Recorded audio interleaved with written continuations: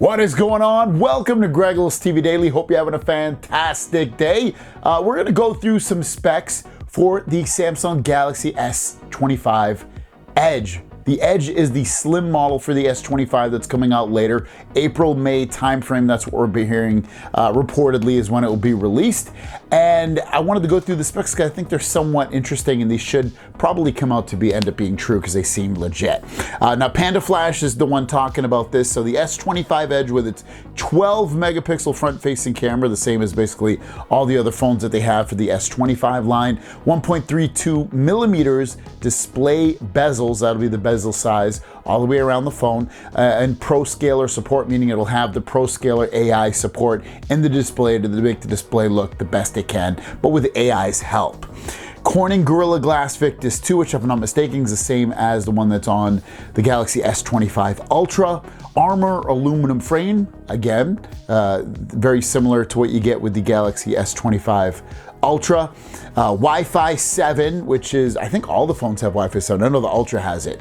I believe all three of the phones on the S25 line have it. A bit thinner vapor chamber than the S25. I'm assuming he's talking about the regular S25, so the cooling on here shouldn't be as good as, it actually should be I guess the least amount of cooling out of all the phones. Not to say that it's gonna be terrible, just the amount of cooling that it has should be the least amount out of all the S25 phones. 12 gigs of RAM, which if I came out with 16, I'd be like, all right, this phone's gonna be costing definitely more than the Ultra, but since it only has 12, kind of makes sense. 1 to 120 hertz refresh rate, same as the Ultra.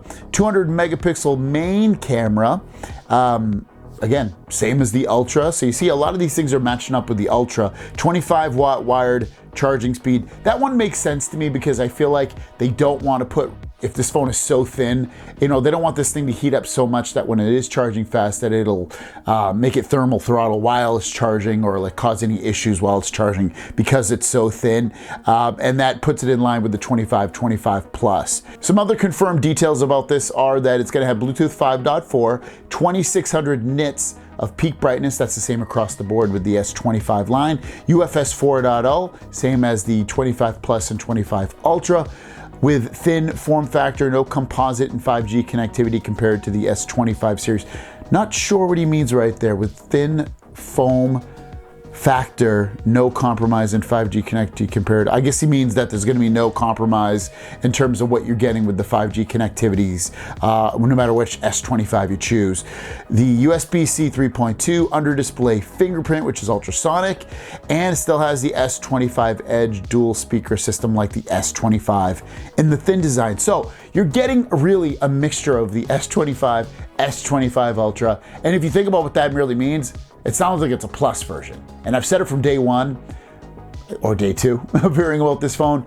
This should be the plus version. They should get rid of the plus version. This should be the new plus version. The mixture of specs that are from both lines is like, all right, giving you a little bit of the best, giving you a little bit of really good stuff, but you know, not the best. So that's kind of where we're standing at with that. And now the only thing that remains really is the price. Like, what's the price on this thing gonna be? Is it gonna be over $1,000? I'd have to say yes. Is it gonna be under $1,500? I'd have to say yes. I would assume it's probably gonna come out at $1,299 is my guess. Just because it's thin and it has good, really high specs and then some specs that aren't so high.